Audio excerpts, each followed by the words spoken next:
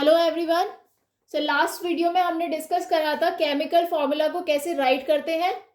इस वीडियो में मैं आपका नया चैप्टर स्टार्ट करने जा रही हूं जो कि है आपका structure of atom, chapter number 4 of your chemistry. Fine. So हम सबसे पहले छोटा सा इंट्रोडक्शन से स्टार्ट करेंगे। तो सबसे पहला जो पॉइंट है आपका, atoms and molecules are the building blocks of matter. तो एटम्स और मॉलिक्यूल्स जो होते हैं आपके किसी भी मैटर के बिल्डिंग ब्लॉक्स होते हैं। Atoms have smaller particles in them. Atoms के अंदर और स्मॉलर पार्टिकल्स होते हैं जिन्हें हम कहते हैं सब एटॉमिक पार्टिकल्स। कौन से होते हैं ये सब atomic particles? These are electrons, protons and neutrons. Electrons पर आपका नेगेटिव चार्ज होता है, प्रोटॉन्स पर आपका पॉजिटिव चार्ज होता है एंड न्यूट्रॉन्स आपके न्यूट्रल होते हैं। फोर्थ पॉइंट है, protons and neutrons are present in a small nucleus. तो आपके जो प्रोटॉन्स होते हैं यानी कि पॉजिटिव चार्ज वाले, और जो आपके न्यूट्रॉन्स होते हैं यानी कि न्यूट्रल चार्ज वाले, वो दोनों ही प्रेजेंट होते हैं आपके न्यूक्लियस में। और न्यूक्लियस आपका कहाँ होता है? वो होता है सेंटर ऑफ एटम में। फाइन। और जो आपका न्यूक्लियस होता है इसमें प्रोटॉन्स की प्रेजेंस होने की वजह से आपका जो न्यूक्लियस होता है वो पॉजिटिव चार्ज कैरी करता है, क्योंकि आपके प्रोटॉन्स पॉजिटिव चार्ज के होते हैं और आपके न्यूक्लियस के अंदर प्रोटॉन्स और न्यूट्रॉन्स होते हैं। न्यूट्रॉन्स तो चार्ज में न्यूट्रल है, प्रोटॉन्स का चार्ज पॉजिटिव होता है, इसीलिए आपका जो न्यूक्लियस का चार्ज बनता है वो पॉजिटिव बनता है। अभी तक हमने जो बात करी वो प्रोटॉन्स और न्यूट्रॉन्स के बारे में करी। अब हम बात करेंगे इलेक्ट्रॉन्स की। इलेक्ट्रॉन्स जो होते हैं वो आपके न्यूक्लियस के बाहर होते हैं। इलेक्ट्रॉन्स क्या करते हैं? Electrons in an atom revolve rapidly round the nucleus. तो ये आपके न्यूक्लियस के राउंड घूमते हैं in a fixed circular paths. Fixed circular path में ये न्यूक्लियस के राउंड घूमते हैं और उन सर्कुलर पाथ्स को क्या कहा जाता है? या तो एनर्जी लेवल्स या फिर शेल्स। दूसरा क्या है? Since an atom on the whole is electrically neutral. हमें पता है कि हमारा जो एटम होता है वो इलेक्ट्रिकली न्यूट्रल होता है, तो हम इस बात से क्या इन्फ्रेंस निकाल सकते हैं? हम ये कह सकते हैं क्योंकि वो इलेक्ट्रिकली न्यूट्रल है यानी कि जो number of electrons outside the nucleus हैं वो इक्वल होंगे number of protons inside the nucleus. क्योंकि नेगेटिव चार्ज और पॉजिटिव चार्ज इक्वल होंगे तभी आपका वो एटम इलेक्ट्रिकली न्यूट्रल बन पाएगा। सबसे पहले हम यहाँ पे इलेक्ट्रॉन्स को डिस्कस करेंगे। देखिए, इसके इलेक्ट्रॉन्स की जो डिस्कवरी करी थी यानी कि एटम्स के अंदर आपके इलेक्ट्रॉन्स प्रेजेंट होते हैं, ये करा था आपके जे थॉमसन ने। साइंटिस्ट का नेम है, 1987 में उन्होंने डिस्कवर करा था। तो आपके जो इलेक्ट्रॉन्स होते हैं वो होते हैं आपके नेगेटिवली चार्ज पार्टिकल्स होते हैं जो आपके एटम्स में पाए जाते हैं हर एक एलिमेंट के। फाइन। इलेक्ट्रॉन्स की कुछ कैरेक्टरिस्टिक्स होती हैं जिसमें से सबसे पहली कैरेक्टरिस्टिक्स आती है उसकी मास की, यानी कि मास ऑफ एन इलेक्ट्रॉन। तो इस कैरेक्टरिस्टिक के according the mass of an electron is about 1/1840 of the mass of hydrogen atom. यानी कि जो आपका इलेक्ट्रॉन का मास है वो इतने टाइम है आपके हाइड्रोजन एटम के। और आपका जो हाइड्रोजन एटम वो माना गया है कि लोएस्ट मास का एटम होता है, और इलेक्ट्रॉन का मास उस लोएस्ट मास वाले एटम के भी 1/1840 टाइम्स होता है। अब देखिए, हमने क्या बताया? इलेक्ट्रॉन का आपका जो मास होता है, इलेक्ट्रॉन मास, वो किसके इक्वल होता है? 1/840 टाइम्स होता है हाइड्रोजन एटम के। Since the mass of a hydrogen atom is 1 atomic unit. अब हमें पता है कि मास ऑफ हाइड्रोजन एटम जो है वो 1 एटॉमिक यूनिट है, तो हम कह सकते हैं कि जो रिलेटिव मास जो आपका होगा इलेक्ट्रॉन का वो क्या हो जाएगा? 1/1840 units, atomic mass unit. Fine. जो एब्सोल्यूट मास होता है आपका इलेक्ट्रॉन का वो होता है 9 × 10⁻28 ग्राम।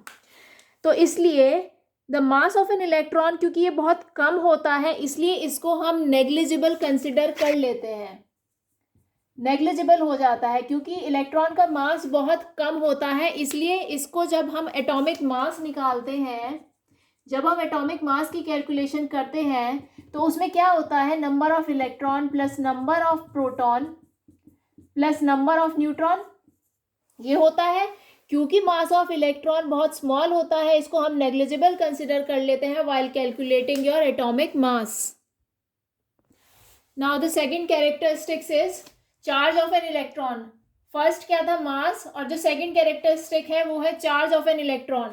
तो जो एब्सोल्यूट चार्ज होता है इलेक्ट्रॉन के ऊपर वो होता है 1.6 into 10⁻⁻19 coulomb of negative charge. तो ये होता है एब्सोल्यूट चार्ज।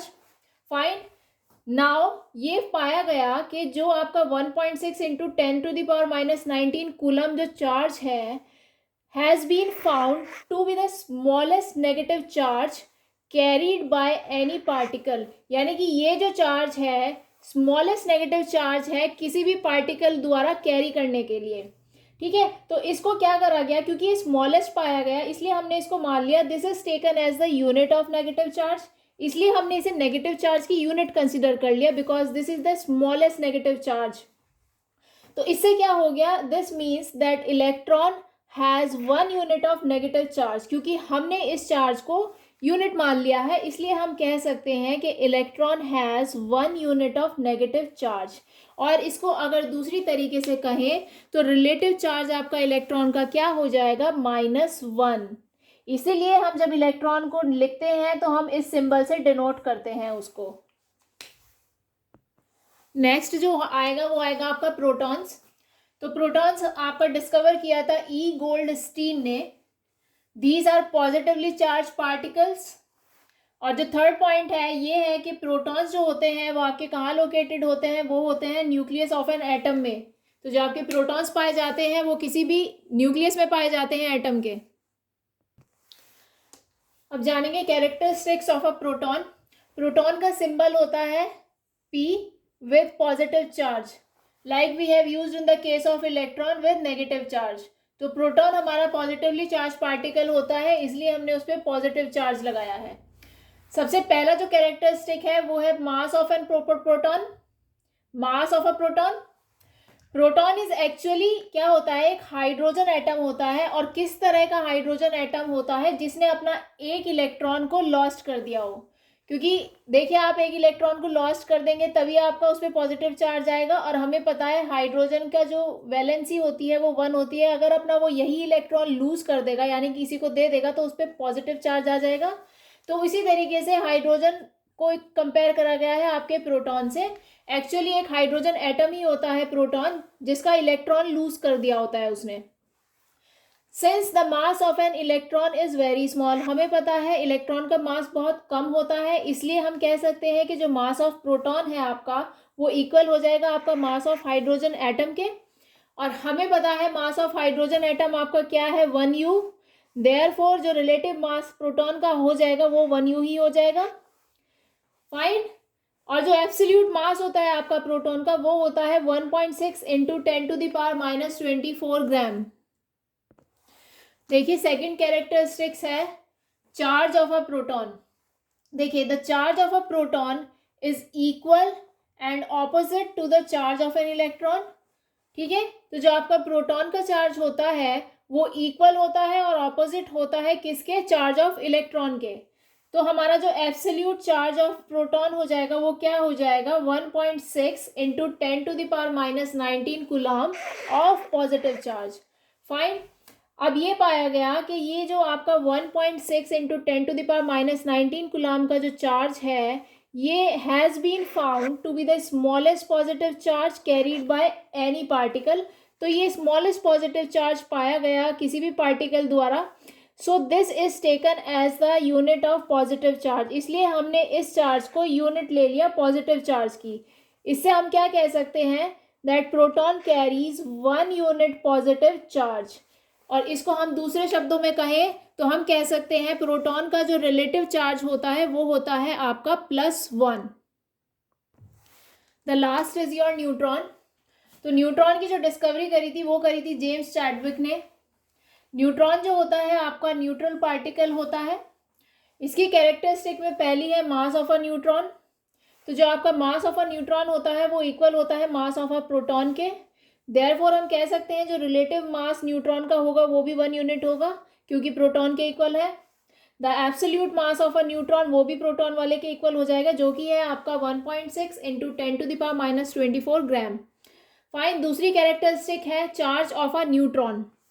तो हमें पता है न्यूट्रॉन हमारे कोई भी चार्ज कैरी नहीं करते हैं, वो अपने आप में इलेक्ट्रिकली न्यूट्रल होते हैं।